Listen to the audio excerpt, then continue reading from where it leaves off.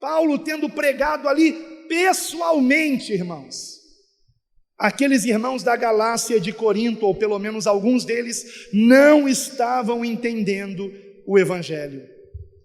Repito, enfatizo, Paulo havia pregado pessoalmente na região da Galácia e em Corinto. Irmãos ali não estavam entendendo o Evangelho. Então é muito provável que nós não estejamos entendendo bem o Evangelho, irmãos. Meus queridos irmãos, eu tenho hoje para compartilhar com vocês uma das mensagens que eu considero das mais importantes e acho que não seria exagero dizer a mais importante para que realmente nós venhamos compreender o Evangelho de Cristo e crescermos na graça e conhecimento de Cristo. Então eu gostaria de convidar você a abrir a sua Bíblia em Colossenses capítulo 3, versículos de 1 a 11. Portanto, se já ressuscitastes com Cristo, buscai as coisas que são de cima, onde Cristo está assentado à destra de Deus. Pensai nas coisas que são de cima, e não nas que são da terra, porque já estáis mortos, e a vossa vida está escondida com Cristo em Deus. Quando Cristo, que é a nossa vida, se manifestar, então também vós vos manifestareis com Ele em glória. Mortificai, pois, os vossos membros que estão sobre a terra, a fornicação, a impureza, a afeição desordenada, a vil concupiscência e a avareza, que é idolatria, pelas quais coisas vem a ira de Deus sobre os filhos da desobediência, nas quais também em outro tempo andastes, quando vivieis nelas, mas agora despojai-vos também de tudo isto, da ira, da cólera, da malícia, da maledicência, das palavras torpes da vossa boca. Não mintais uns aos outros, pois que já vos despistes do velho homem com os seus feitos, e vos vestistes do novo, que se renova para o conhecimento segundo a imagem daquele que o criou, onde não há grego, nem judeu, circuncisão, nem incircuncisão, bárbaro, cita, servo ou livre, mas Cristo é tudo e em todos.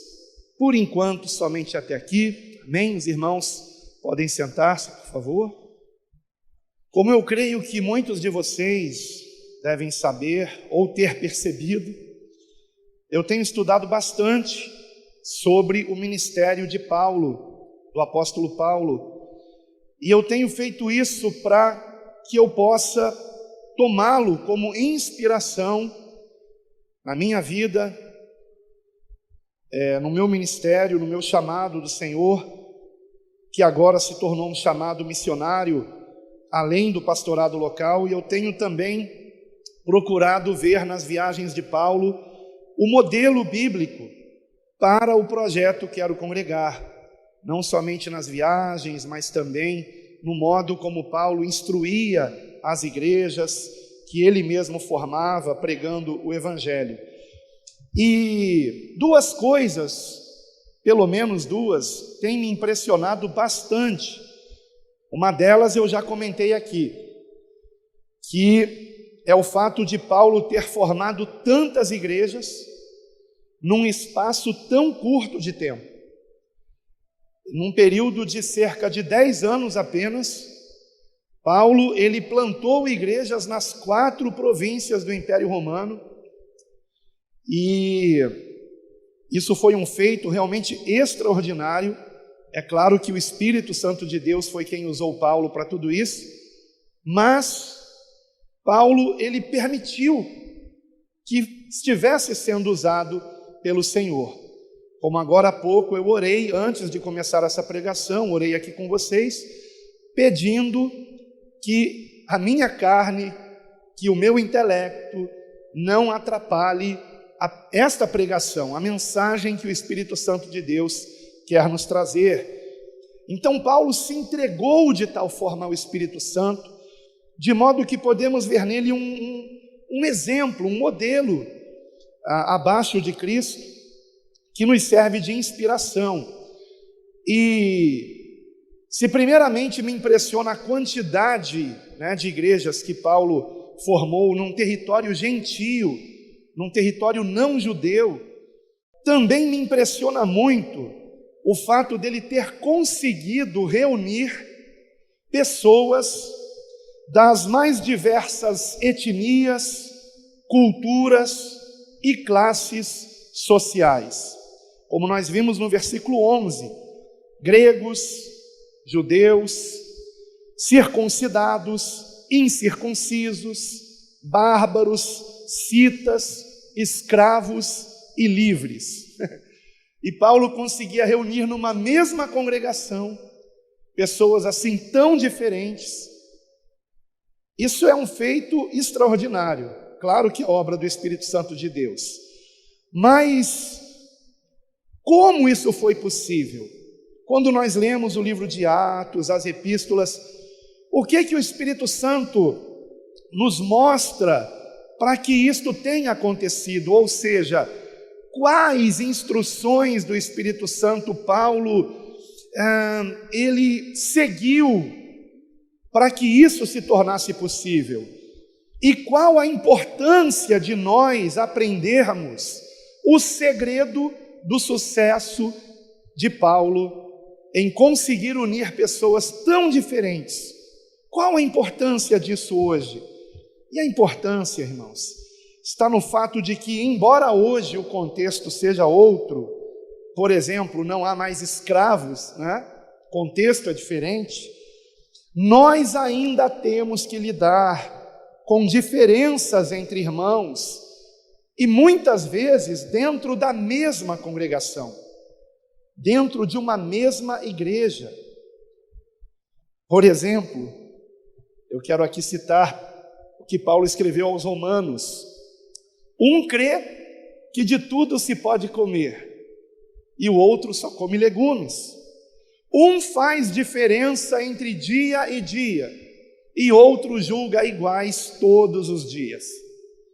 Então, aquilo que acontecia no tempo de Paulo continua acontecendo hoje. Nós tivemos recentemente novamente uma tensão nesse período de Natal. Há 15 anos atrás, no dia 25 de dezembro, ou mesmo no dia 24 e dia 25, ou na semana que antecede o 25 de dezembro, há 15 anos atrás, todos nós estaríamos desejando Feliz Natal uns para os outros, sem nenhum constrangimento, irmãos. Não é verdade? Todos nós estaríamos nos cumprimentando dessa forma, estaríamos fazendo um culto natalino no dia 25 à noite, como ao longo de muitos anos o nosso ministério fez, Porém agora, irmãos, e isto se deve ao advento da internet, muitos vieram a ter conhecimento, e talvez eu tenha sido um dos primeiros, a ter conhecimento disso, por meio da internet, a respeito da origem pagã de certos enfeites de Natal, de certas tradições natalinas, como a árvore de Natal, a guirlanda, e etc. Não vou ficar citando aqui, mas nem tem uma relação aqui comigo.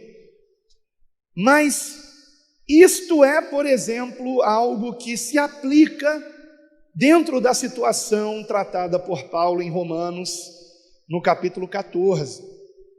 aonde ele, buscando uma boa convivência entre os irmãos, ele nos eleva a um nível de entendimento do Evangelho libertador, irmãos, libertador.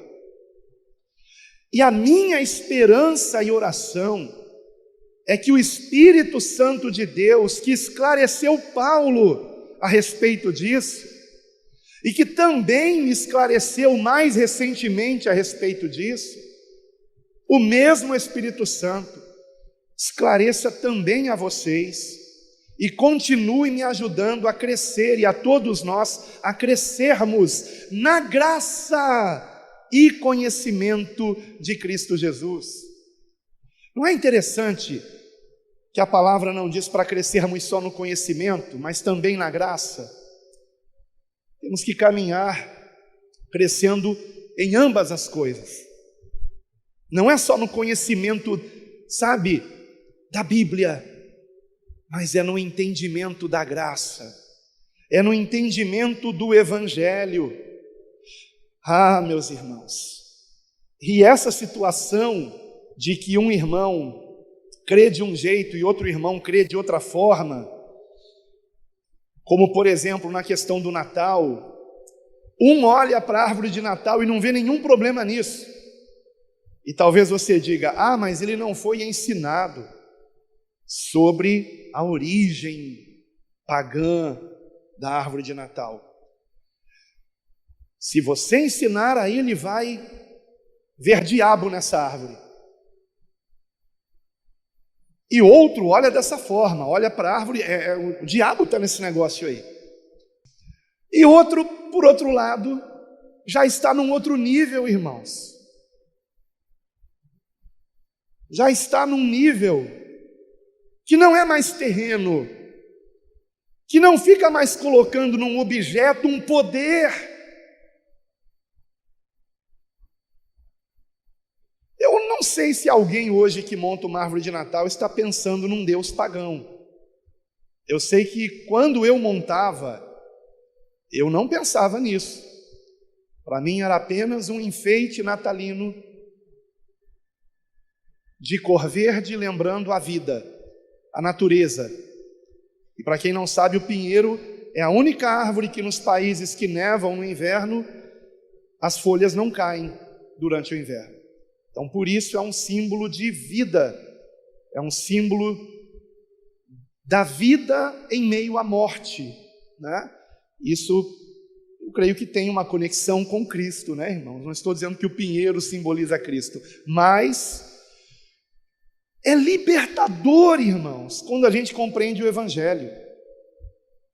E essa situação de um olhar para a árvore de um jeito e outro olhar de outro, hoje em dia, né, causa problemas na igreja.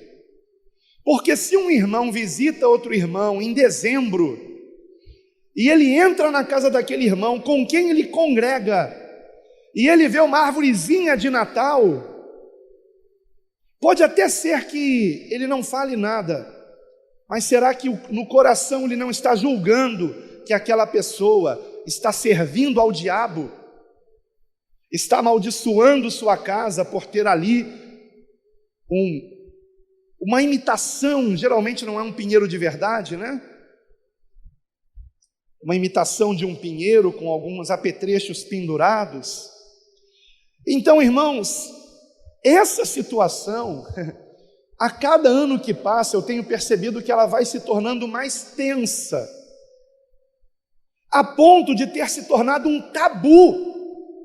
Tabu é aquele assunto que ninguém quer falar, ninguém quer tocar nesse assunto. E o Natal no meio cristão, hoje em dia, se tornou tabu, pelo menos no meio evangélico. Por isso é tão importante nós entendermos, irmãos, o Evangelho. E eu penso que a maioria de nós não está entendendo o Evangelho. Não está entendendo.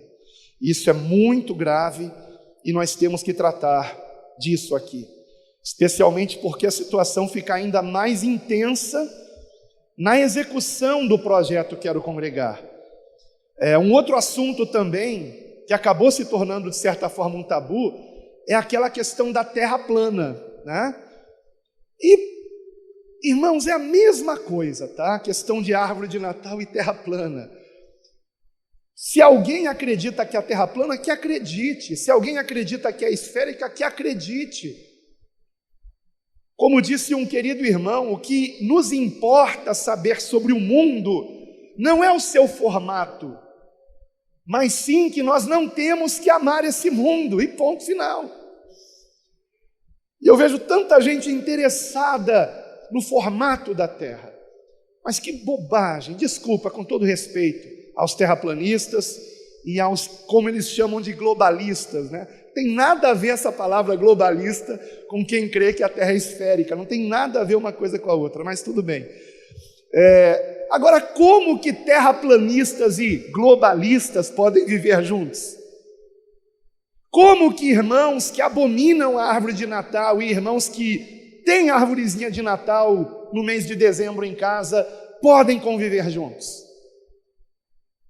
Vamos aprender na palavra de Deus. Qual foi o segredo de Paulo?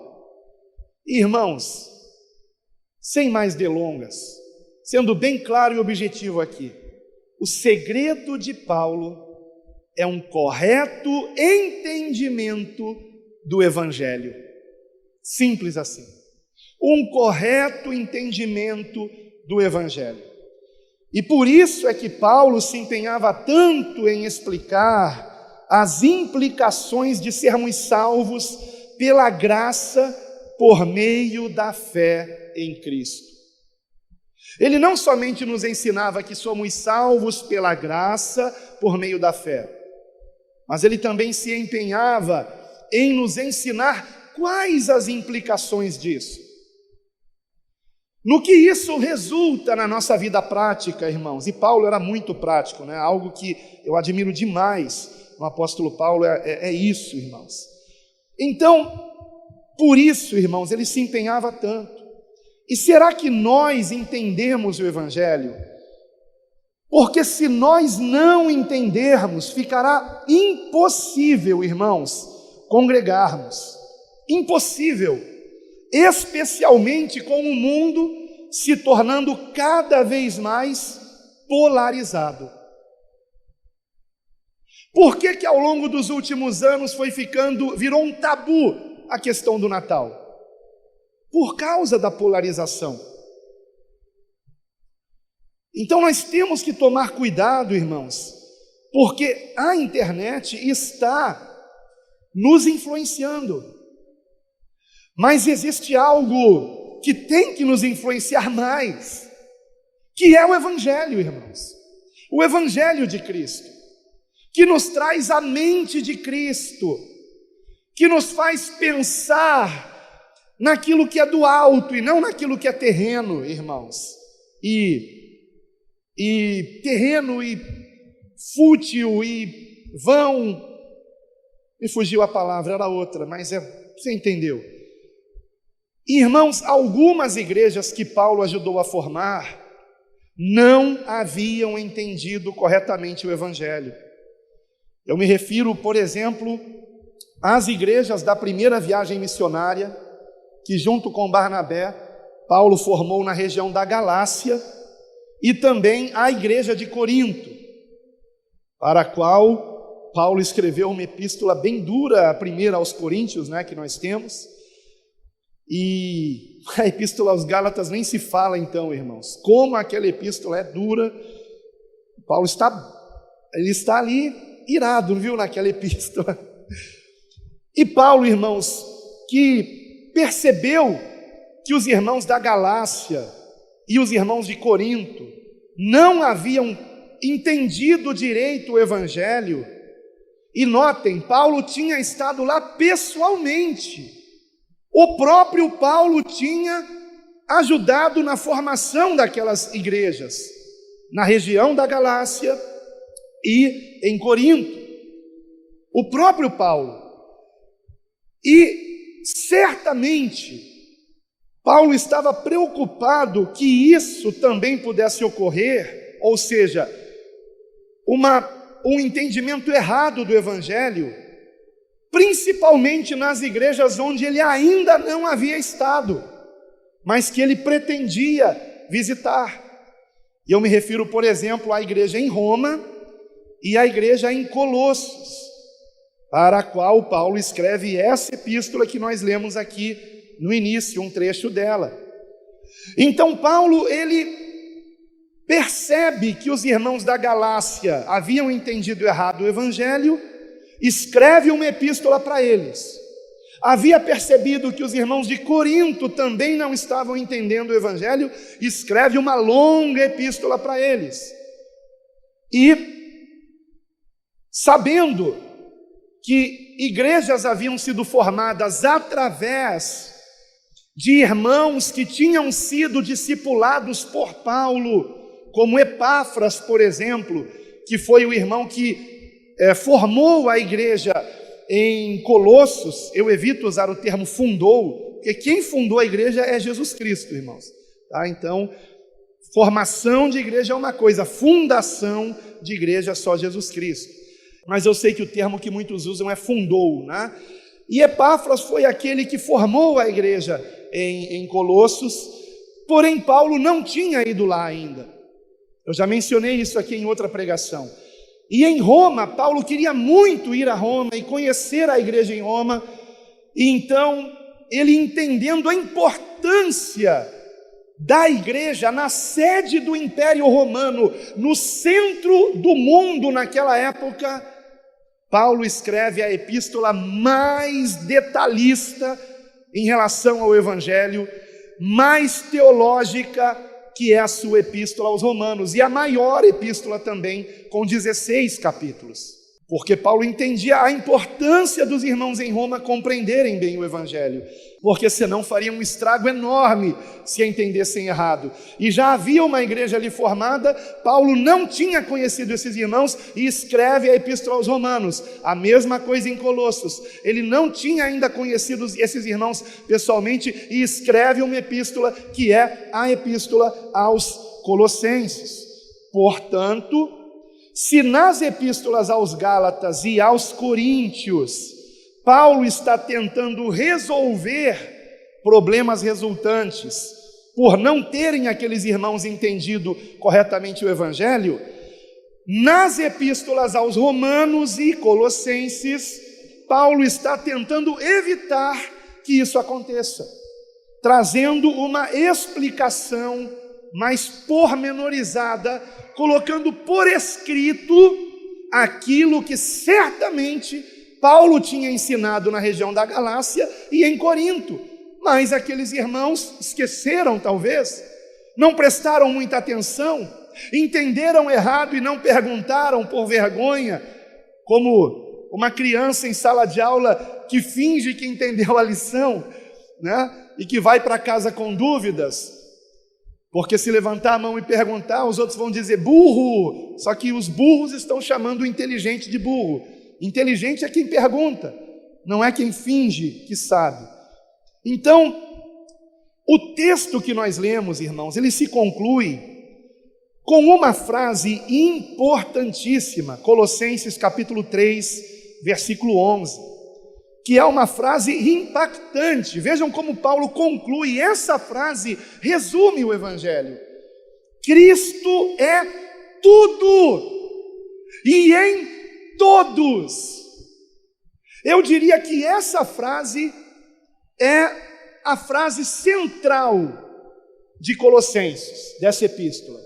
Não sei se outros teólogos vão concordar comigo, mas para mim, porque essa é também a epístola mais cristológica, a epístola que mais exalta a Cristo como Deus, a Jesus Cristo como o Filho unigênito de Deus e, portanto, um com o Pai. É a epístola que mais diviniza Cristo, o nosso Senhor Jesus Cristo. E essa frase, Cristo é tudo em todos, é realmente o resumo do que o Evangelho significava para Paulo e do que também tem que significar para nós, irmãos. Ou seja, o Evangelho não é um ensinamento. O Evangelho não é um estudo teológico. O Evangelho não é uma frase. O Evangelho é uma pessoa. O Evangelho é Jesus Cristo, no qual Deus se revelou a nós, na grandiosidade do seu amor, da sua misericórdia. Isto é o Evangelho. Jesus Cristo é o Evangelho. Jesus Cristo é o Evangelho. A boa nova é Jesus, irmãos. Se alguém quer ir para o céu para escapar do inferno, não entendeu o Evangelho. Porque pessoas assim só querem escapar do inferno e ficar balançando numa rede tomando água de coco na beira da praia. É a visão que tem do paraíso. Ou diante de uma cachoeira, né? Mas o paraíso não seria paraíso se Jesus não estivesse lá. Jesus é a boa nova. Jesus é a nossa vida, como nós lemos aqui no texto de Colossenses capítulo 3, versículo 4. Quando Cristo, que é a nossa vida. Você entende a implicação disso? Ele não foi acrescentado à nossa vida, Ele é a nossa vida. Jesus Cristo é a nossa vida. Nele estava a vida, como disse João, e a vida é a luz dos homens. Ele é a nossa luz, Ele é a vida. Glória a Deus. Porém, irmãos, será que nós temos compreendido isso corretamente? Cristo é tudo em todos. Temos compreendido isso? Temos compreendido o Evangelho? Que Cristo está em nós, que nós estamos em Cristo e mais, que nós somos de Cristo. Ele nos comprou com o seu sangue, vertido na cruz do Calvário. Será que nós entendemos isso, queridos irmãos? Se em primeiro lugar Cristo está em nós, nós entendemos que o Espírito Santo habita em nós e devemos ser guiados pelo Espírito. Se de fato nós entendemos isso. E nos despojarmos da nossa carnalidade, da nossa natureza humana carnal. Por exemplo, em Colossenses capítulo 3 mesmo, nós lemos isso a partir do versículo 5. Vou ler do 5 ao 10. Mortificai, pois, os vossos membros que estão sobre a terra, a fornicação, a impureza, a afeição desordenada, a vil concupiscência e a avareza, que é idolatria, pelas quais coisas vem a ira de Deus sobre os filhos da desobediência, nas quais também em outro tempo andastes, ou seja, antes de conhecermos a Cristo, quando vivieis nelas, mas agora despojai-vos também de tudo isto, da ira, da cólera, da malícia, da maledicência, das palavras torpes da vossa boca. Não mintais uns aos outros, pois que já vos despistes do velho homem com os seus feitos, e vos revestistes do novo, que se renova para o conhecimento, segundo a imagem daquele que o criou. Ou seja, nós temos que nos despojar da carne e nos revestirmos de Cristo. E se ainda há um corpo carnal em nós, a única razão de ser é porque agora esse corpo é templo, santuário do Espírito Santo de Deus. Como, por exemplo, Paulo, escrevendo aos Coríntios, no capítulo 6, versículo 19, disse: vosso corpo é templo do Espírito Santo.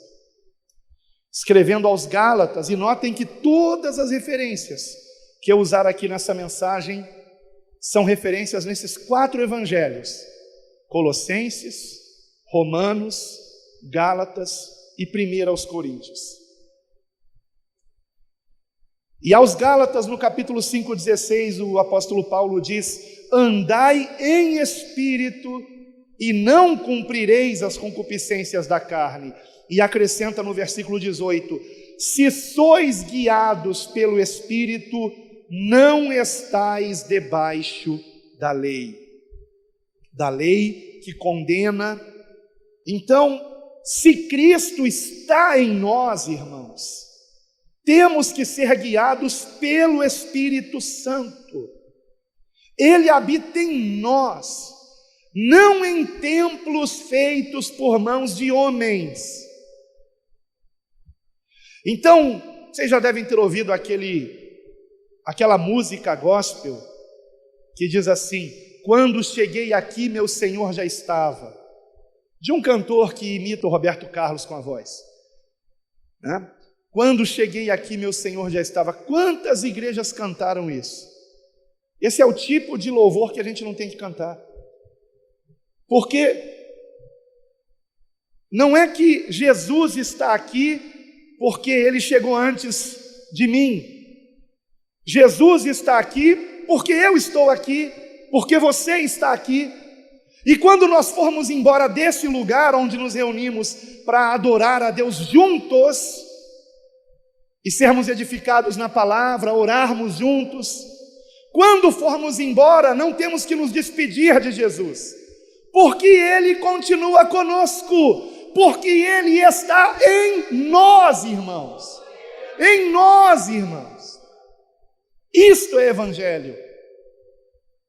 Cristo em nós, a esperança da glória. E em que epístola Paulo diz isso? Colossenses. Cristo em vós, a esperança da glória. E se Cristo está em nós, nós não somente entendemos isso, mas entendemos também que o seu Espírito habita não somente em mim, mas ele habita também no meu irmão. Ele habita em todo aquele que realmente tem fé em Jesus como seu único Senhor e Salvador. E por que eu digo isso, irmãos? Porque muitos ficam se degladiando com seus irmãos, como se estivessem competindo com eles, como se estivessem querendo ter mais razão do que o seu irmão, estar mais certo que o seu irmão, mostrar que sabe mais que o seu irmão. Isto não é bom para o reino de Deus, irmãos. Isto não é saudável. Isto não é evangelho, irmãos.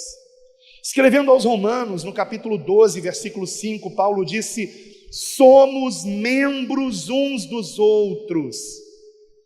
E aos Coríntios, no capítulo 12, versículo 25, da primeira epístola aos Coríntios, ele disse: que não haja divisão no corpo, mas antes tenham os membros igual cuidado uns com os outros. Isto é evangelho.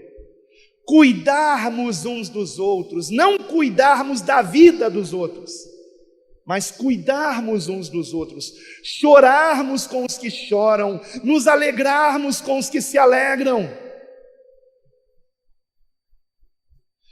Se você faz parte de um grupo, seja no WhatsApp, no Telegram, e alguém do grupo, um irmão em Cristo, você tem um grupo só com irmãos em Cristo, seja que grupo for, colocou algo ali que é uma alegria para ele, aquilo, seja o que for, não vou aqui dar nenhum tipo de ilustração a esse respeito, mas seja o que for, qual é a sua reação? Às vezes eu noto, irmãos, em grupos de cristãos, de irmãos em Cristo, que alguém compartilha uma vitória que alguém compartilha algo que lhe deixou tão feliz, que ele gravou um áudio, escreveu um texto, ou às vezes até gravou um vídeo, compartilhando aquela alegria com os irmãos do grupo, ele publica lá, e eu imagino a alegria daquele irmão, e aí o grupo tem 10, 15, 20, 30 pessoas, e uma, duas se alegram com ele. Só que às vezes quando se alegram é apenas assim, glória a Deus. E não põe nem uma carinha feliz, uma mãozinha para cima, não. Só um glória a Deus, bem seco e frio. Ah, meus irmãos, eu acho que nós não estamos entendendo o Evangelho, não. Não estamos entendendo, não. Como é que eu não me alegro com o meu irmão? E como é que eu não me entristeço com o meu irmão que está triste? Não entendemos o Evangelho, irmãos. O individualismo desse mundo nos contaminou. Essa é a verdade. Precisamos entender o Evangelho, irmãos. Todos nós agora não somos mais indivíduos. Todos nós agora somos um em Cristo Jesus. Um indivíduo só, Jesus Cristo. Se Cristo está em nós. E quando nós entendemos isso, irmãos, nós deixamos de ser sectaristas, porque entendemos que o Senhor não está em um templo, Ele está em nós, nos nossos irmãos, em qualquer irmão na face da terra, que ame o Senhor. Nós não ficamos mais dividindo as pessoas com rótulos denominacionais, porque entendemos que se eles amam o Senhor Jesus, de fato, querem seguir a Cristo com sinceridade, ainda que cometam erros, porque estão aprendendo o Evangelho, conhecendo a Cristo, crescendo nessa graça e conhecimento, nós os consideramos nossos irmãos, porque percebemos que eles amam o Senhor, e é isso que importa, mais que o conhecimento, queridos irmãos. E se nós compreendemos isso, nós não seremos egoístas, não nos importando com os nossos irmãos, como eles se sentem, como se não tivéssemos que conviver com eles, sabe? Eu lamento que muitas versões em português traduzem o versículo 13 aqui de Colossenses 3, Colossenses 3:13, como suportando-vos uns aos outros. Em português, essa palavra dá uma ideia pejorativa, de alguém que é insuportável, mas eu tenho que suportar. Só que no grego não é isso que significa, no original não é isso que significa. O que significa é que essa pessoa é fraca para caminhar e eu a estou carregando junto comigo. Olha que cena linda! Um carregando o outro, um ajudando o outro. É isso que significa. Não há irmãos insuportáveis entre nós. Se você considera algum irmão em Cristo insuportável, você não entendeu o Evangelho. Esse entendimento do Evangelho, Paulo menciona também, de que Cristo está em nós, e as suas implicações em mais duas passagens aqui de Colossenses. No capítulo 1, a partir do versículo 24, que é onde está escrito Cristo em vós, Colossenses 1, a partir do versículo 24, e Colossenses 3, versículos de 12 a 17. Bem, eu vou ler, tá? Colossenses 1, eu não ia ler, mas eu acho importante, porque aqui claramente Paulo vai dizer que nós somos o corpo de Cristo, a igreja é o corpo de Cristo. Colossenses 1, 24.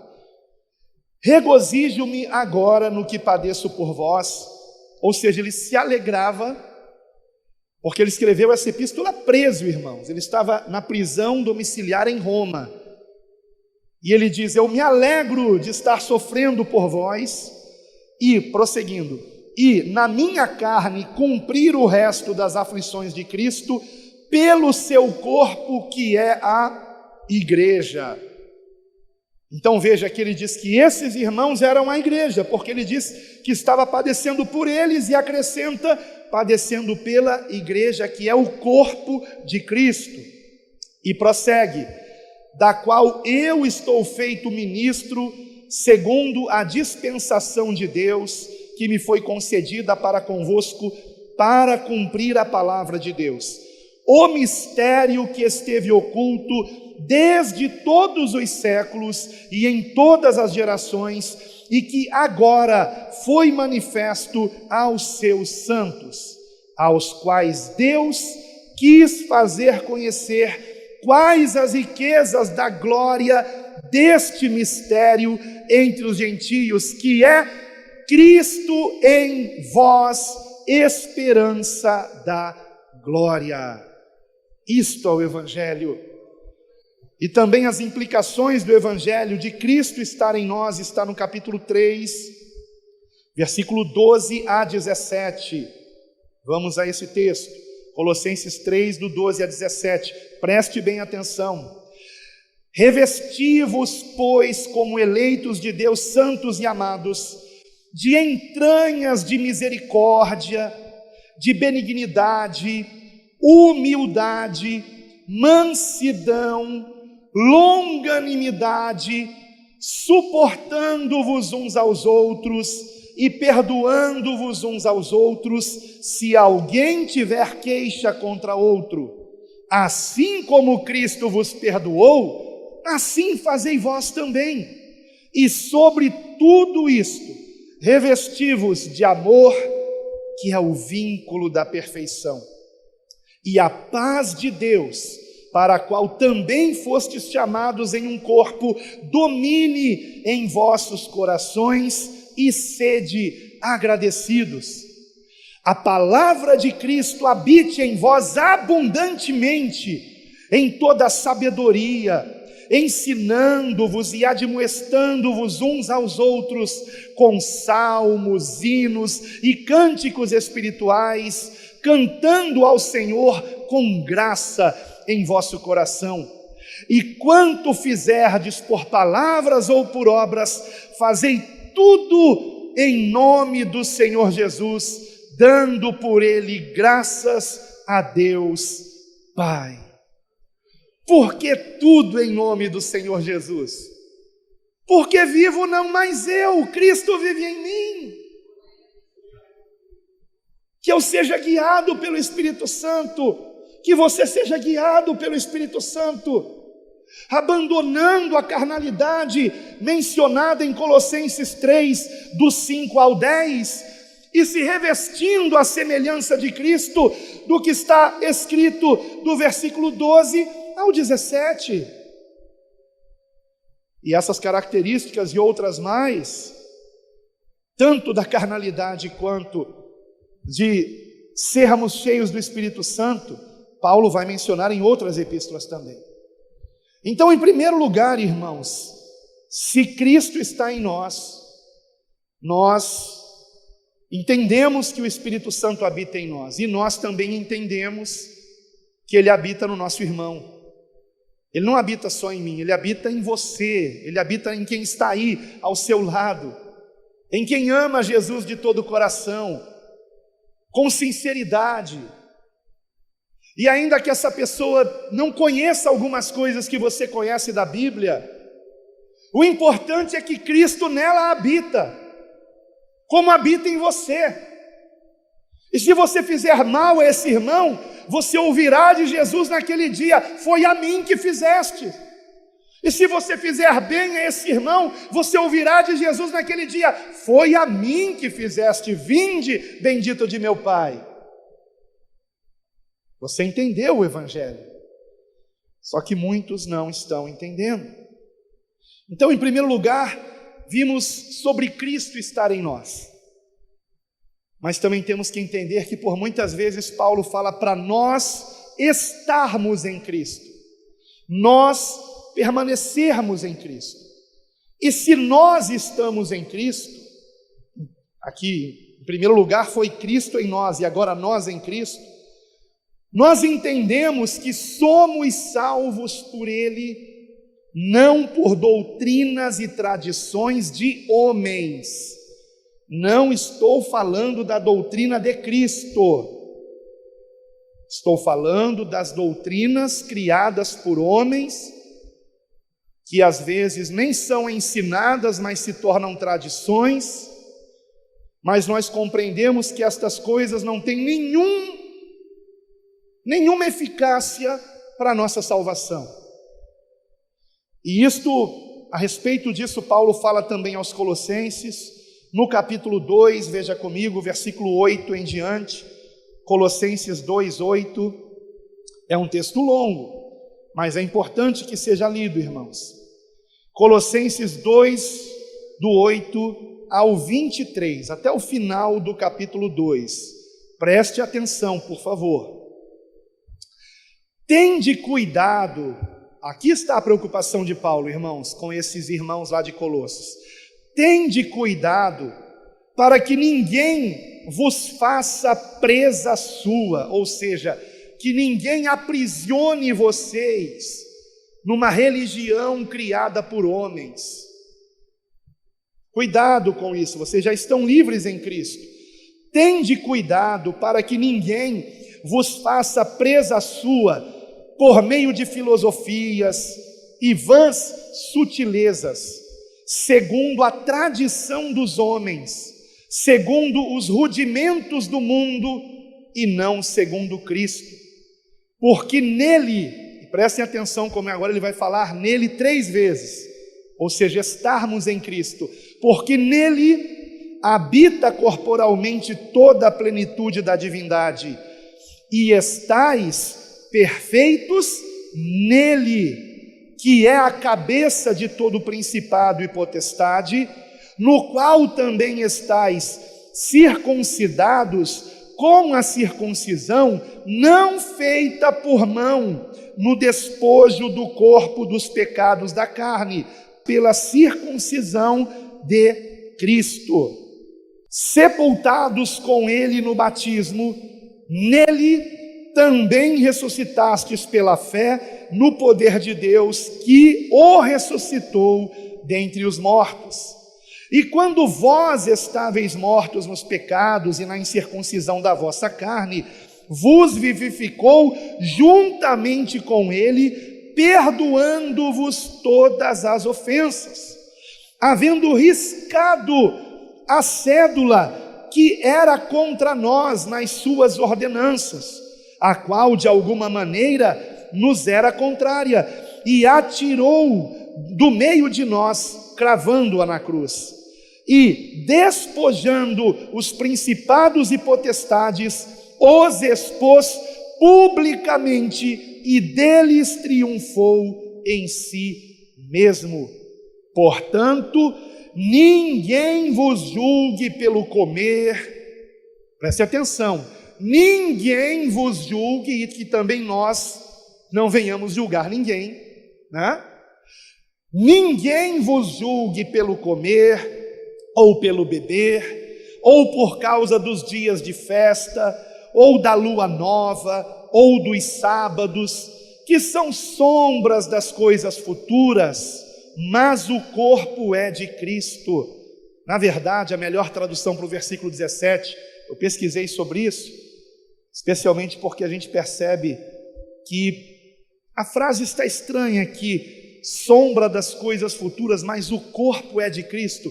No grego está assim, sombra das coisas futuras, o corpo de Cristo. Essa é a melhor tradução. Então, no versículo 16, Paulo está falando da religiosidade judaica. E no 17 ele explica, tudo aquilo era um simbolismo que apontava para Cristo. Eram sombras das coisas futuras que agora são presentes, o corpo de Cristo. A igreja, Cristo em nós. Gregos, judeus, japoneses, brasileiros, brancos, negros, ricos, pobres, adultos, jovens, crianças, Cristo em nós, a esperança da glória. Isso é maravilhoso. Ele veio para todos os povos, para todas as nações. Isso é maravilhoso. Ele não pode ser contido em religiões criadas por homens. Não se põe vinho novo em odre velho. Religião é odre velho. Cristo não habita em templo feito por homens. Cristo habita em nós que o amamos. Aleluia! Não estou condenando as denominações evangélicas, por favor, não distorçam minhas palavras. Certa vez, irmãos, eu vou compartilhar com vocês uma experiência que eu já contei pelo menos uma vez aqui, anos atrás. Vocês sabem que eu gosto muito de orar a sós e de orar no monte. Não estou fazendo do monte um local especial, tá? É um local especial para quem gosta da natureza, mas não estou dizendo que Deus vai ouvir mais você lá do que no seu quarto, tá bom? Importante entendermos isso. Mas eu estava lá e de repente o Senhor eu não sei explicar. O Senhor me revelou o modo como Ele nos vê. Ele não nos vê divididos em denominações evangélicas. Ele não nos vê divididos. Ele olha o nosso coração. E se nós temos o seu Filho em nosso coração. Então eu posso chamar de irmão alguém que é de uma outra denominação evangélica, porque eu sei que ele ama Jesus. Agora é claro que há muitas pessoas que não amam Jesus e estão lá. Mas o que o Senhor me fez entender, eu não sei nem explicar isso, irmãos, foi que quando o Senhor olha para nós, Ele simplesmente ignora de qual denominação evangélica nós somos. O Senhor não quer nem saber disso. Isso não importa. O que importa é o nosso coração rendido a Jesus Cristo. É isso que importa. E depois desse dia eu nunca mais fui o mesmo. E, irmãos, quando nós lemos a palavra de Deus, nós não podemos ler apressadamente. Quando nós meditamos em textos como esse aqui de Colossenses, nós temos que pedir que o Senhor nos revele o que está ali.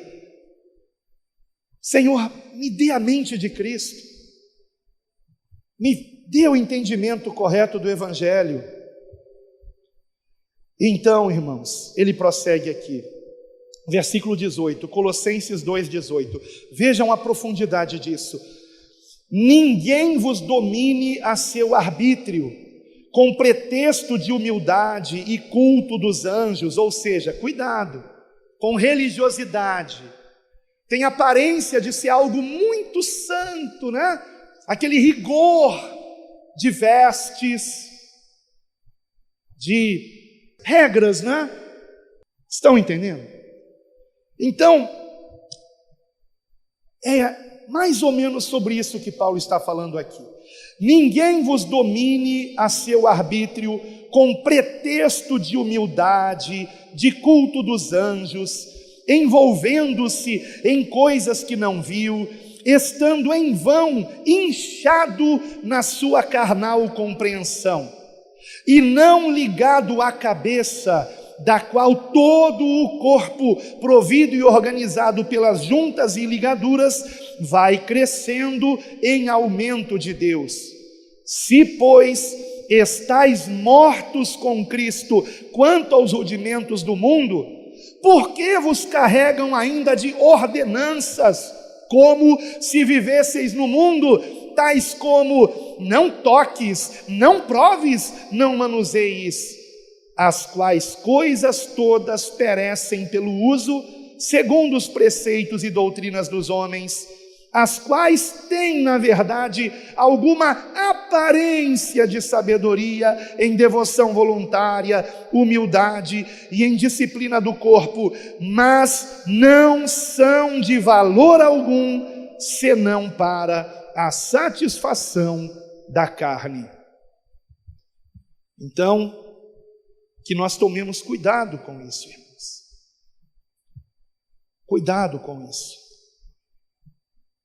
Aquilo que não tem valor algum, senão para a satisfação da carne, ou seja, senão para a pessoa se sentir orgulhosa, mais santa que o outro, fujam disso, por favor. É por isso que muitos evangélicos hoje em dia, eu creio que a maioria, são exatamente a cópia dos fariseus que crucificaram Jesus. E então, irmãos, se nós entendemos isso que acabamos de ler aqui em Colossenses 2, de 8 a 23, nós vamos evitar questões polêmicas inúteis,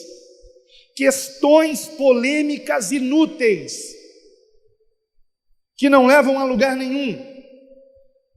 E eu vou ler para vocês aqui, não é necessário vocês abrirem, a menos que vocês queiram, talvez não dê tempo, que eu vou ler bem rápido, mas eu vou ler aqui 1, 2, 3, 4 passagens nas epístolas de Paulo e uma passagem em Hebreus.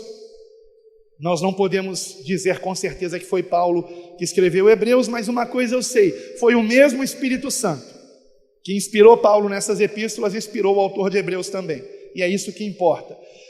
E escrevendo a Tito, no capítulo 3, versículo 9, Paulo diz o seguinte: não entres em questões loucas, genealogias e contendas, e nos debates acerca da lei, porque são coisas inúteis e vãs. Então não entrem em questões inúteis e vãs. Isso tem utilidade prática para a tua vida? Não tem? Então cai fora disso. Não perca seu tempo com isso, como por exemplo, discussão de terra plana, por exemplo. 1 Timóteo capítulo 1, versículos de 4 a 6. Não se deem a fábulas ou a genealogias intermináveis, que mais produzem questões do que edificação de Deus, que consiste na fé. Ora, o fim do mandamento é o amor de um coração puro e de uma boa consciência e de uma fé não fingida, do que, desviando-se alguns, se entregaram a vãs contendas. E agora, 2 Timóteo capítulo 2, versículo 14, 2 Timóteo 2, 14. Não tenham contendas de palavras que para nada aproveitam e são para a perversão dos ouvintes. Ainda em 2 Timóteo capítulo 2, versículo 23 agora, e rejeita as questões loucas e sem instrução, sabendo que produzem contendas. E finalmente Hebreus capítulo 13, versículo 9, não vos deixeis levar em redor por doutrinas várias e estranhas, porque bom é que o coração se fortifique com graça, crescer na graça de Deus, e não com alimentos que de nada aproveitaram aos que a eles se entregaram. E quanta gente comendo bobagem por aí, especialmente pela internet, quanta gente se entregando a discussões, a debates, a contendas, perdendo amizades de longa data com irmãos por bobagem, por não compreenderem o Evangelho, queridos irmãos. Então, se nós estamos em Cristo, entendemos que somos salvos por Ele, e não por essas questões periféricas, que não tem nenhum proveito, nenhuma utilidade para a nossa salvação. E se nós estamos em Cristo também, que é o nosso Salvador, nós entendemos que não somos mais deste mundo. Porque onde é que Cristo está? A palavra diz que Ele está assentado à destra do Pai, muito acima de todo o principado e potestade. E não está apenas a cabeça de Cristo à destra do Pai. Cristo está por inteiro à destra do Pai. E ainda que você tenha um endereço físico como morada nesse mundo, o nosso endereço espiritual é o reino dos céus. Porque nós estamos em Cristo à destra do Pai. Aleluia! Isso é maravilhoso! Louvado seja o Senhor! A Deus toda a glória! Aleluia! Louvado seja o nosso Deus! Então, se nós estamos em Cristo, nós entendemos que não somos mais deste mundo. E qual a implicação disso? Não devemos mais ser afetados por coisas terrenais, coisas desse mundo. Não devem mais nos afetar. Não estou falando de pecado, tá, irmãos? Por favor, não distorçam minhas palavras. Vejamos o que Paulo escreveu ainda aos Colossenses, capítulo 3, versículos de 1 a 4. Portanto, é a continuação do texto que eu acabei de ler no capítulo 2. Colossenses 3, versículo 1. Portanto, se já ressuscitastes com Cristo, buscai as coisas que são de cima, onde Cristo está assentado à destra de Deus. Pensai nas coisas que são de cima e não nas que são da terra, porque já estáis mortos para esse mundo, e a vossa vida está escondida com Cristo em Deus. Quando Cristo, que é a nossa vida, se manifestar, então também vós vos manifestareis com Ele em glória. Aleluia. No versículo 1, onde está escrito, buscai as coisas que são de cima, se você prestar bem atenção, se a sua Bíblia é ACF, coisas está em itálico, essa palavra não tem no grego. Qual é a melhor tradução? Buscai o que está acima, ou seja, suba de nível. Estão entendendo? Vamos subir de nível.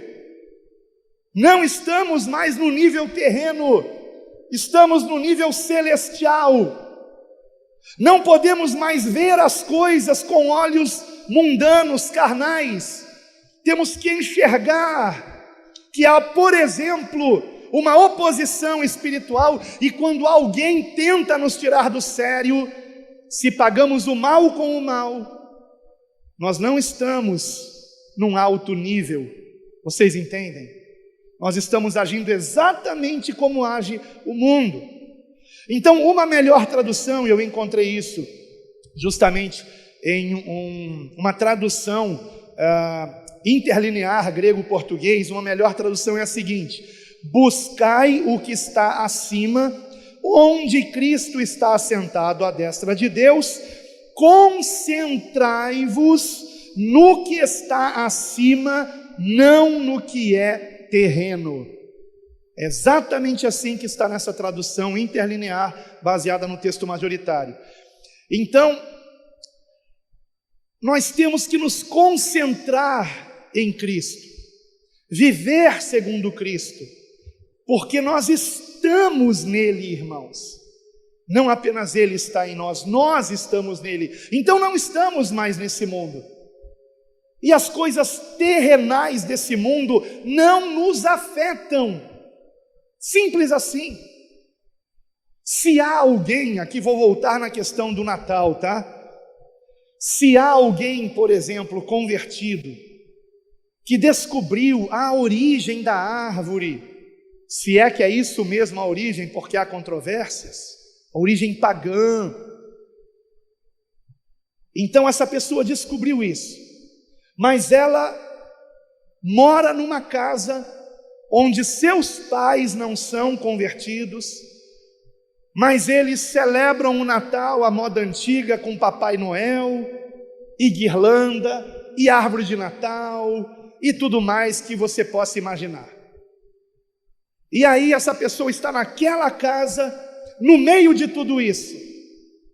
Se essa pessoa não compreendeu bem o Evangelho, ela vai ficar tão incomodada com essas coisas. Por quê? Porque ela está atribuindo a essas coisas um poder que essas coisas não têm. Mas se ela entendeu o Evangelho, ela sabe que maior é o que está nela do que o que está nesse mundo. E ainda que ela participe de uma ceia natalina, aonde esteja alguém vestido de Papai Noel, se ela come aquela refeição dando graças a Deus e tudo fazendo em nome de Jesus, nada daquilo lhe fará mal, a menos que ela coma muita gordura, né? Venha se empanturrar, aí vai fazer mal, né? Mas espiritualmente não faz mal algum para quem entendeu o Evangelho, que nós estamos em Cristo, estamos seguros nele. O mundo passa e a sua concupiscência, tudo isso vai passar, isso não tem.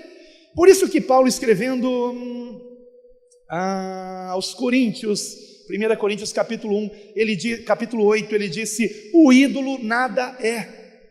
O ídolo nada é. O ídolo não é nada. Mas quando alguém sacrifica a um ídolo, é a demônios que ela está sacrificando. Mas o ídolo em si não é nada.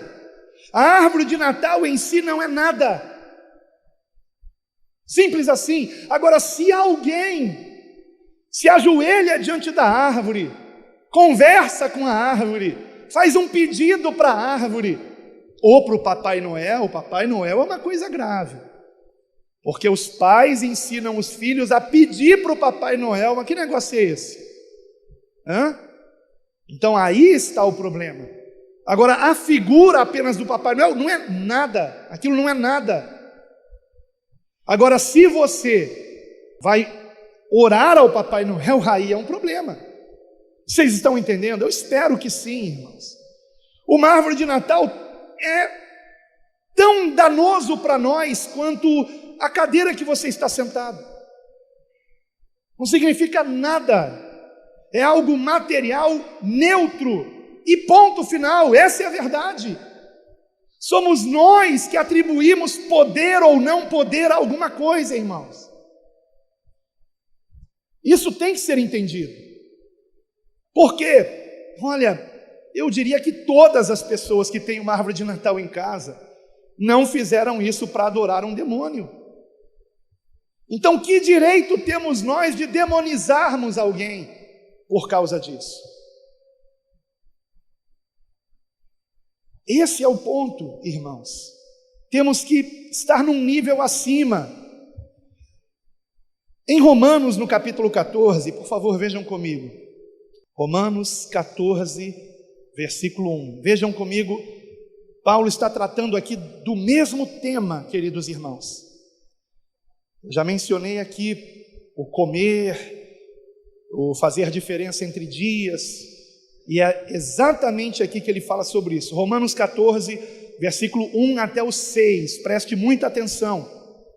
Ora, quanto ao que está enfermo na fé, recebei-o não em contenda sobre dúvidas, porque um crê que de tudo se pode comer, e outro que é fraco come só legumes.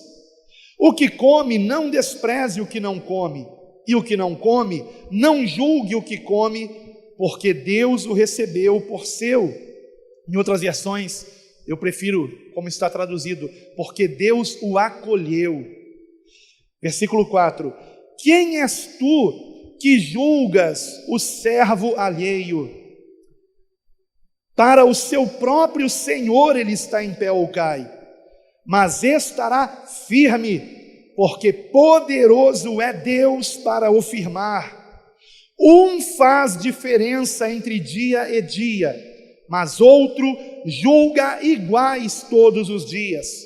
Cada um esteja inteiramente seguro em sua própria mente. Aquele que faz caso do dia, para o Senhor o faz, e o que não faz caso do dia, para o Senhor o não faz. O que come, para o Senhor come, porque dá graças a Deus. E o que não come, para o Senhor não come, e dá graças a Deus. E ponto, é assim que nós convivemos bem com os nossos irmãos. Tendo esse entendimento, amados irmãos. Um faz diferença, por exemplo, entre o dia de Natal e os outros dias. E o outro já julga que todos os dias é Natal. Mas tem um terceiro que vai dizer: não sabemos o dia de Natal, então para mim nenhum dia é Natal. Tá bom? Não vamos discutir, vamos? Mas geralmente esse terceiro aí é o brigão, é o contencioso, sabe? E é o que se acha mais conhecedor. Irmãos, vamos agora para 1 Coríntios 8, versículo 1. 1 Coríntios 8, 1. Tem tanta gente só querendo conhecimento e não crescendo na graça, queridos. 1 Coríntios 8, 1. Ora, no tocante às coisas sacrificadas aos ídolos, sabemos que todos temos conhecimento. O conhecimento incha, mas o amor edifica.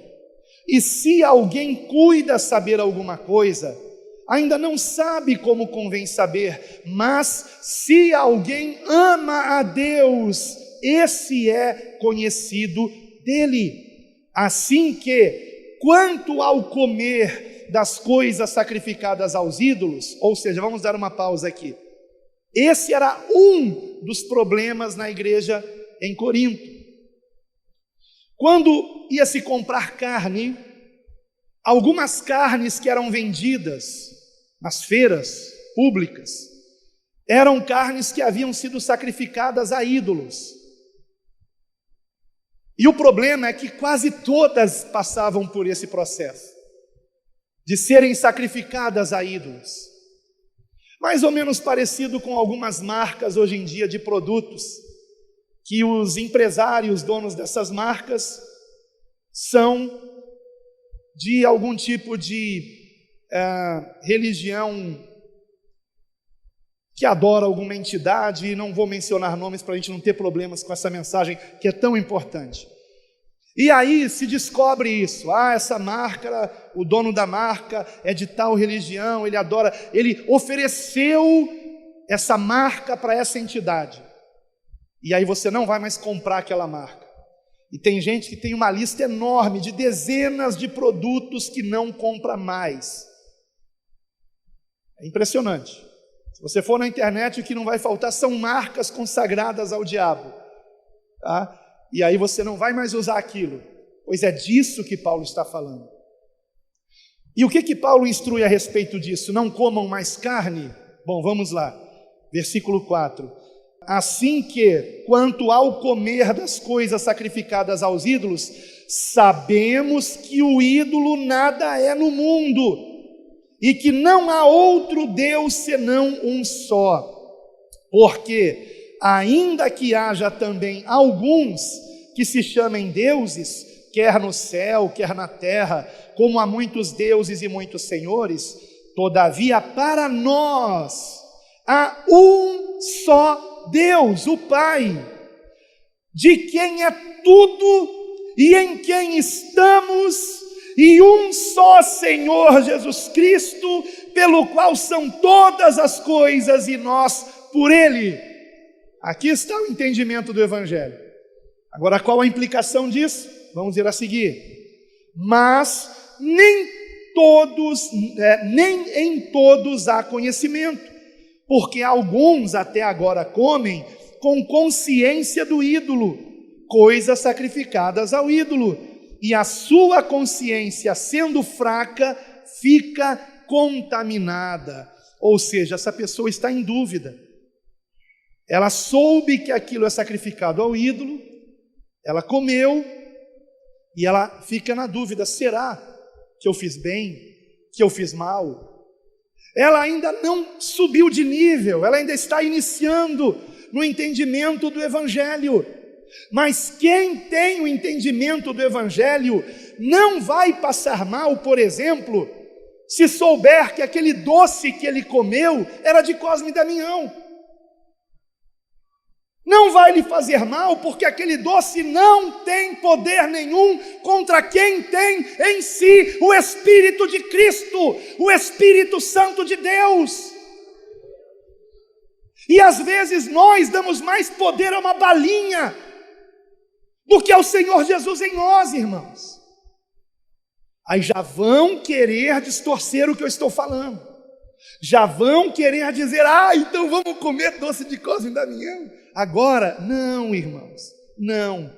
E por que não? Vamos entender, tá? Estou falando de você comer sem saber. É diferente. Versículo 8, melhor dizendo.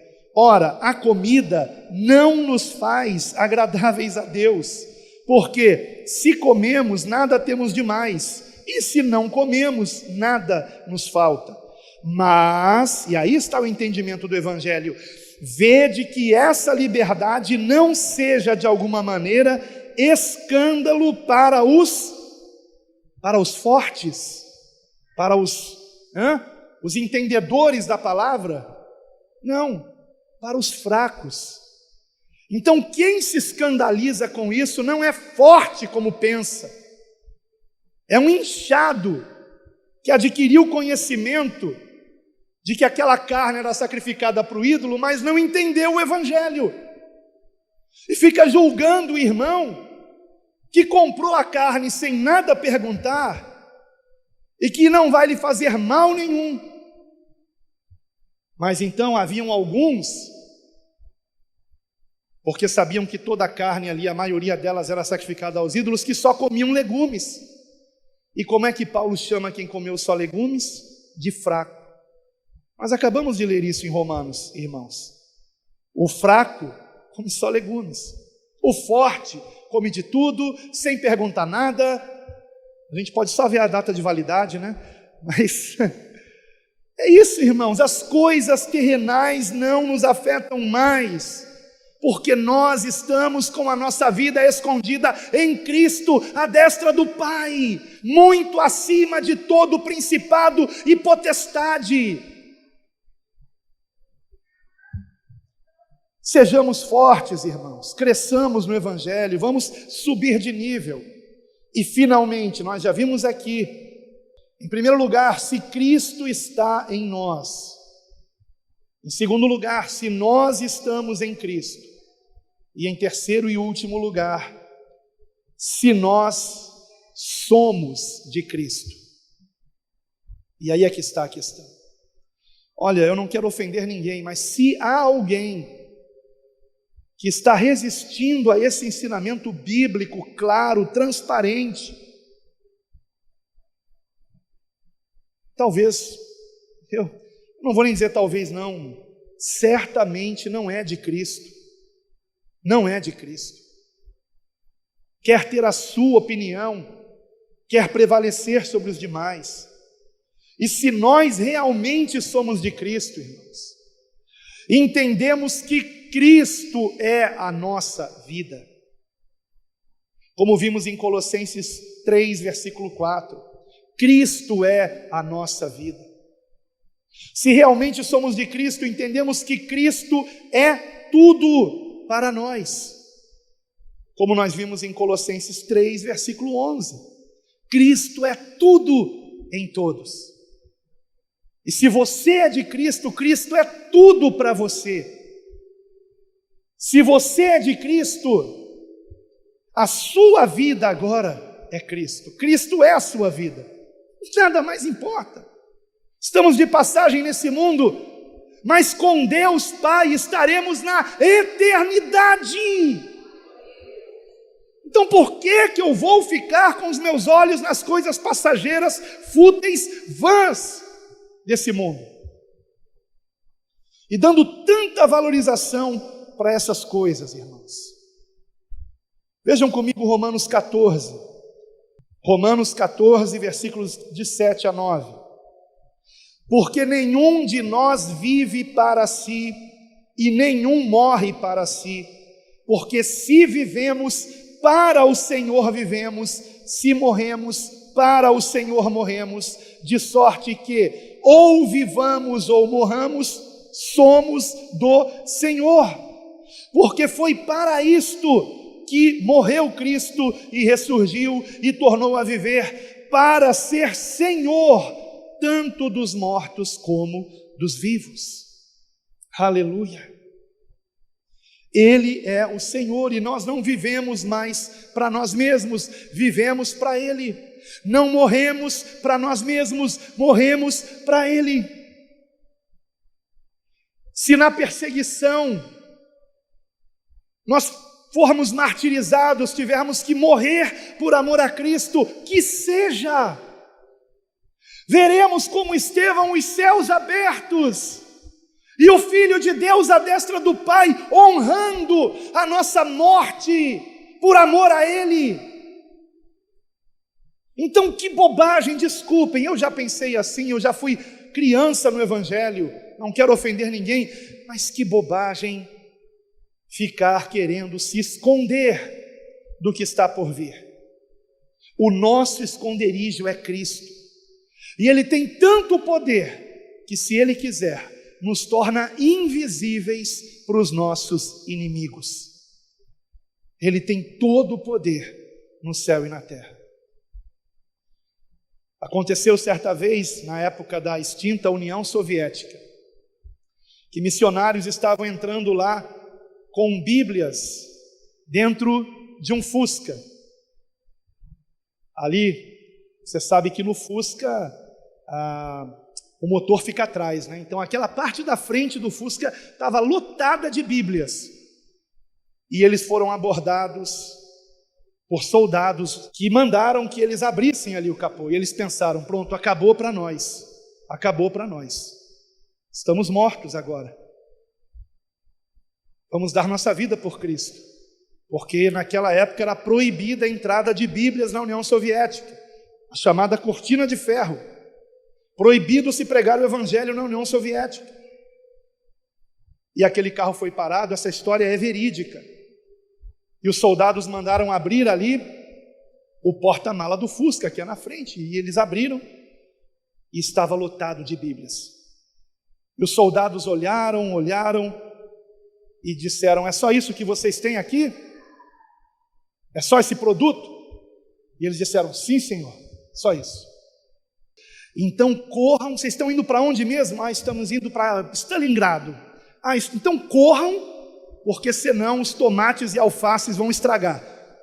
E nós notamos que eles já estão quase estragando. É bom vocês irem rápido. Deus fez que aqueles soldados, ao invés de Bíblias, vissem ali caixotes de tomates e alfaces. Esse é o nosso Deus.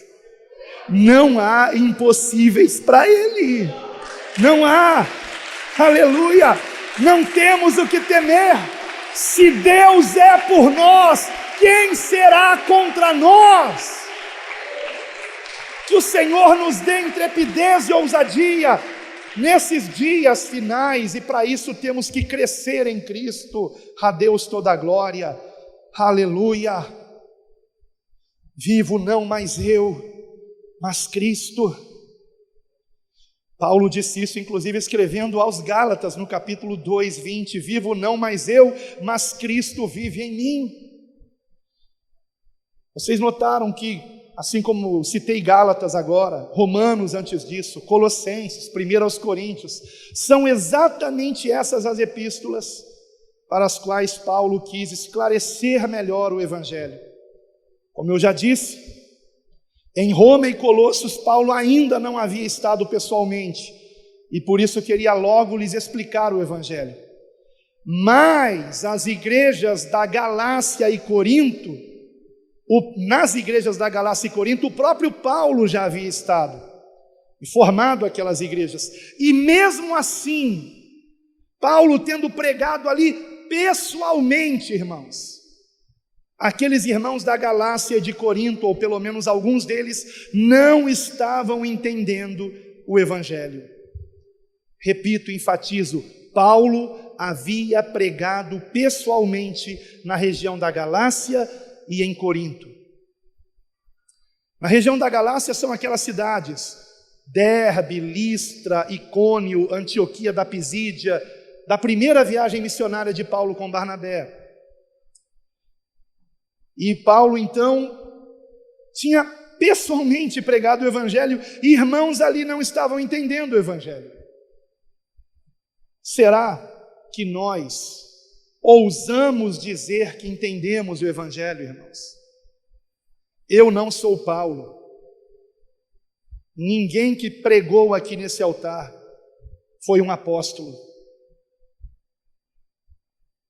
Então é muito provável que nós não estejamos entendendo bem o Evangelho, irmãos. Cristo em nós, nós em Cristo e nós de Cristo. Ele é a nossa vida. Os coríntios não estavam entendendo o Evangelho, e por isso na primeira epístola Paulo escreveu: há contendas entre vós, e pergunta: está Cristo dividido? Paulo fica indignado com o que estava acontecendo em Corinto, irmãos contra irmãos, competindo entre si. E para esses irmãos ele precisou escrever o capítulo mais desnecessário para quem compreendeu o Evangelho, que é o capítulo 13, aonde na primeira epístola aos Coríntios, no capítulo 13, Paulo precisa ensinar àqueles irmãos o que é o amor. Será que precisamos ser ensinados sobre o amor, sobre o que é amar, principalmente os nossos irmãos em Cristo, que assim como você e eu amam ao Senhor de todo o coração? E aos Gálatas, ele escreveu no capítulo 5, versículo 6, porque em Jesus Cristo nem a circuncisão, nem a incircuncisão tem valor algum, porque essa era a briga lá. Queriam que aqueles que não eram circuncidados, segundo a lei de Moisés, fossem circuncidados e guardassem a lei. Então Paulo escreve: em Jesus Cristo em quem nós estamos, nem a circuncisão, nem a incircuncisão tem valor algum.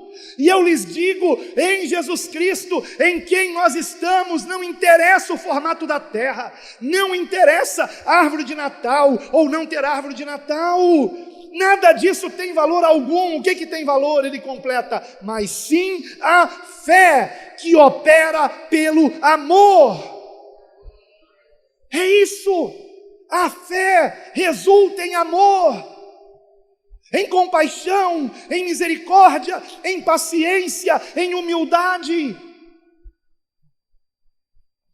E no versículo 15 de Gálatas 5 ele acrescenta: se vós, porém, e esse é o alerta para todos nós, se vós, porém, vos mordeis e devorais uns aos outros, vede, não vos consumais também uns aos outros.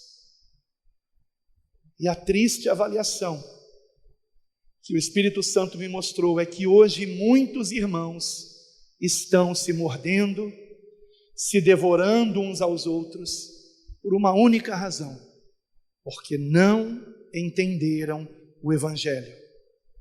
Não estou dizendo que não amam Jesus, estou dizendo que não entenderam as implicações da nossa conversão a Cristo.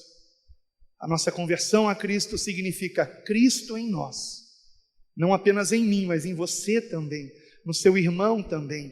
Cristo em nós, nós todos em Cristo. Não somos mais desse mundo, não somos mais afetados com as coisas terrenais desse mundo. Não percam tempo com discussões vãs, inúteis, que não tem nada de prático para a nossa vida cristã.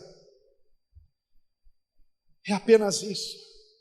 E nós somos dele, nós somos de Cristo. Então não é mais a minha opinião, é o que diz o Senhor Jesus, é o que nos ensinou o Senhor Jesus. E se não entendermos o Evangelho, irmãos, nós não podemos congregar. E aí, sem querer aqui, por favor, dizer que é o seu caso, tá? Mas será que não é porque não foi bem entendido o Evangelho que algumas pessoas, quando terminam o culto, vão embora rapidinho para casa? E chegam para o culto também, já com ele começando, para não conversar com ninguém, porque sabem que se conversarem com as pessoas vão começar a saber da sua vida, você vai começar a saber da vida delas, e você não quer ter contato com ninguém. Você não entendeu o Evangelho. Nós temos que cuidar uns dos outros, e temos que permitir que os irmãos se importem conosco, e também cuidem de nós. Esse é o corpo de Cristo, irmãos. Mas se nós não entendemos isso, nós não poderemos congregar, não poderemos fazer parte do corpo de Cristo. E o corpo de Cristo nada tem a ver com religião, com você apenas fazer parte de uma denominação evangélica. Cristo é a nossa vida. Ele é a nossa vida. E eu encerro aqui com a leitura de um texto em Romanos, capítulo 14, e logo depois da leitura do texto, nós vamos orar. Romanos, capítulo 14, versículo 10 em diante, e vamos adentrar até o capítulo 15, versículo 2. Não deveria ter uma divisão de capítulo depois do versículo 23. Então vamos até o versículo 2 do capítulo 15. Por favor, preste o máximo de atenção. Romanos, capítulo 14, versículo 10. Nesse texto, irmãos, existem 3 princípios de comunhão cristã que eu não vou aqui comentar hoje. Se o Senhor assim permitir, numa próxima oportunidade, eu trago aqui uma pregação sobre esta passagem. Romanos 14, versículo 10 em diante, até o 15, versículo 2. E por que eu não vou mostrar para vocês aqui os versículos? Porque a minha esperança e oração é que você consiga enxergá-los. Depois de tudo que você ouviu aqui, que você consiga, com a ajuda do Espírito Santo, enxergar esses princípios para nós aplicarmos nas nossas vidas. Romanos, capítulo 14, versículo 10, onde assim nos diz a santa e poderosa palavra de Deus. Mas tu, por que julgas teu irmão? Ou tu também, por que desprezas teu irmão? Pois todos havemos de comparecer ante o tribunal de Cristo, porque está escrito: como eu vivo, diz o Senhor, que todo joelho se dobrará a mim, e toda a língua confessará a Deus, de maneira que cada um de nós dará conta de si mesmo a Deus. Assim, que não nos julguemos mais uns aos outros, antes, seja o vosso propósito não pôr tropeço ou escândalo ao irmão. Eu sei e estou certo no Senhor Jesus, que nenhuma coisa é de si mesma imunda, a não ser para aquele que a tem por imunda, para esse é imunda. Mas, se por causa de comida se contrista teu irmão, já não andas conforme o amor. Não destruas por causa da tua comida aquele por quem Cristo morreu. Não seja, pois, blasfemado o vosso bem, porque o reino de Deus não é comida nem bebida, mas justiça e paz e alegria no Espírito Santo, porque quem nisto serve a Cristo, agradável é a Deus e aceito aos homens. Sigamos, pois, as coisas que servem para a paz e para a edificação de uns para com os outros. Não destruas por causa da comida a obra de Deus. É verdade que tudo é limpo, mas mal vai para o homem que come com escândalo. Bom é não comer carne, nem beber vinho, nem fazer outra coisa em que teu irmão tropece, ou se escandalize, ou se enfraqueça. Tens tu fé? Tenha em ti mesmo diante de Deus.